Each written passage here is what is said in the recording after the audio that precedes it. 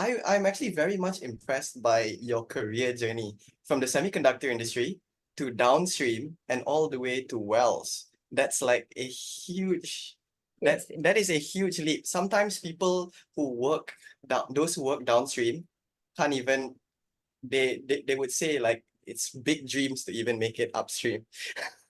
Mhm. Yeah. How did you manage to garner the skill set over that period of time? What did you do in order to bring confidence not just in yourself, but in Mhm. your future employment that that you're able to take up the wells responsibility?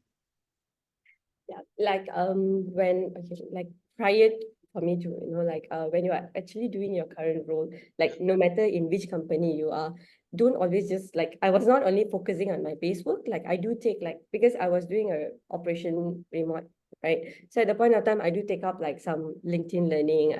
I join in like the Aspen simulation courses on my own. So it's always important like for us to think what is there outside of the box. So it's not about like the base work that we're doing 8 to 5 or 8 to 7, but it's also like what are the other skill sets that we can gain. So like when I had the jump from semiconductor to ExxonMobil, so I was actually so-called like I was using it like skills like a data analytic tool.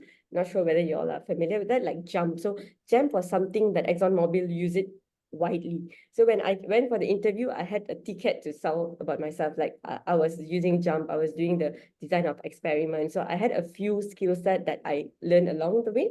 So those kind of data analytical skills will always be a ticket for us to go anywhere we want at the current industry where data is the new oil, people say. So Yeah. equipped with this kind of soft skills, this kind of analytical skill is always a great advantage for us no matter where we go.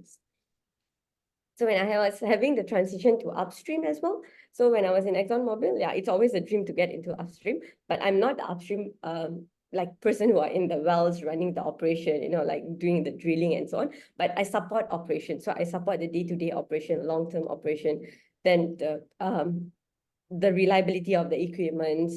But when we say subsea, I'm looking at the daily, how is this, is there any sand erosion happening in the wells? How is the wells producing on a day-to-day basis? So for that kind of thing, yeah, definitely there will be a senior who will, it's about whether you're able to learn, you have the learner mindset or not. The learner mindset will definitely bring you far.